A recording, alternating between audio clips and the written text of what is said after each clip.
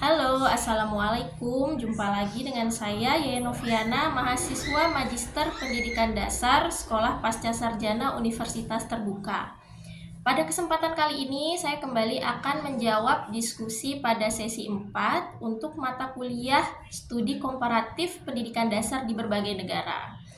Tema diskusi 4 kita kali ini adalah mengenai perkembangan teknologi informasi dan komunikasi atau TIK dalam dunia pendidikan.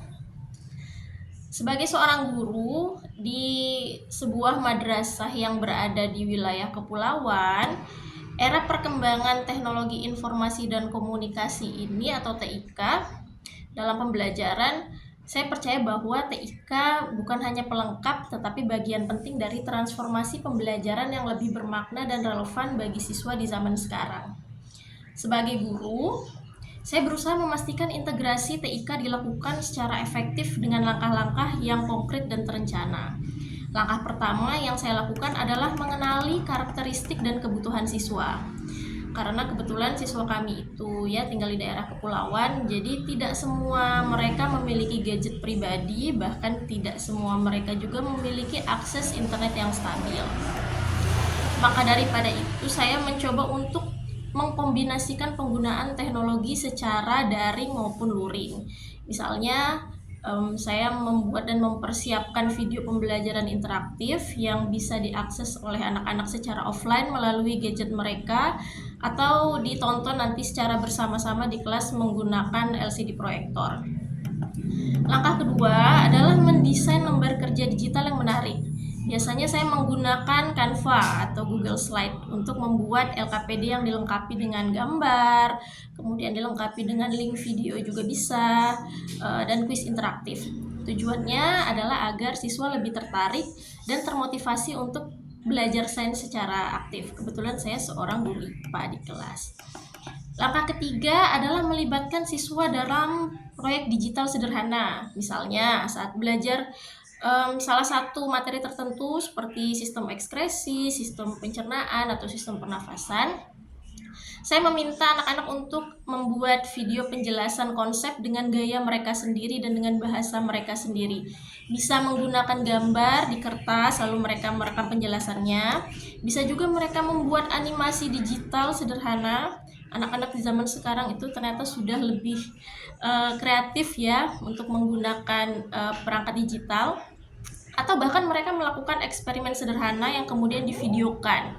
Nah, hasil karya mereka tersebut kemudian ditayangkan di kelas. Sebagian dari hasil karyanya itu juga saya minta mereka untuk di-upload atau diunggah di media sosial sebagai bentuk apresiasi dan motivasi.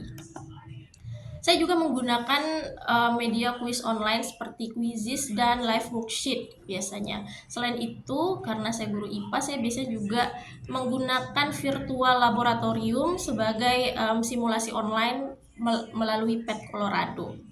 Suasana kelas jadi lebih hidup karena siswa merasa lebih seperti bermain begitu ya. Padahal mereka sebenarnya sedang mengulang materi penting atau mereka sedang mempelajari sesuatu yang baru. Dampak positif dari penggunaan teknologi ini yang ada beberapa hal yang terasa. Yang pertama, keterampilan digital siswa menjadi meningkat, mereka jadi lebih percaya diri dalam menggunakan perangkat dan aplikasi. Kedua, kreativitas mereka juga lebih terasah. Saya melihat banyak ide-ide yang unik yang muncul ketika anak-anak mengerjakan tugas-tugas yang saya berikan. Ketiga, pemahaman konsep sains juga lebih kuat karena mereka tidak hanya mendengar atau membaca, tetapi juga mengalami dan menciptakan sendiri pemahaman konsep sains tersebut. Namun, tentu ada tantangannya juga dalam melaksanakan kegiatan pembelajaran seperti ini ya. Salah satunya adalah keterbatasan sarana dan prasarana. Di madrasah kami, belum semua siswa yang memiliki gadget pribadi. Itu yang pertama. Kemudian jaringan internet juga masih belum stabil. Cuma memang plusnya di madrasah kami memang sudah menyediakan laboratorium komputer yang cukup untuk memfasilitasi siswa yang tidak memiliki gadget pribadi seperti itu. Selain itu, untuk mensiasatinya, saya juga memanfaatkan waktu di kelas untuk mengakses materi bersama secara offline dan menyusun kegiatan yang bisa dilakukan secara kolaboratif dalam bentuk kelompok kecil. Tantangan lainnya adalah kemampuan literasi digital siswa yang masih belum merata. Untuk itu, biasanya saya melakukan pendampingan secara bertahap serta membuat panduan singkat penggunaan aplikasi yang mudah dipahami oleh siswa. Kesimpulannya, integrasi TIK dalam pembelajaran bukan hanya mungkin, tetapi sangat bermanfaat jika dilakukan dengan pendekatan yang kreatif dan adaptif. Sebagai guru, peran kita adalah menjembatani antara teknologi dan makna belajar yang sesungguhnya. Bukan sekedar mengikuti tren, tetapi menciptakan pengalaman belajar yang menyenangkan, mendalam, dan memberdayakan. Saya pribadi percaya dengan semangat kolaborasi dan inovasi kita bisa menjadikan TIK sebagai jendela baru menuju pendidikan yang lebih baik. Terima kasih, itu saja yang dapat saya sampaikan pada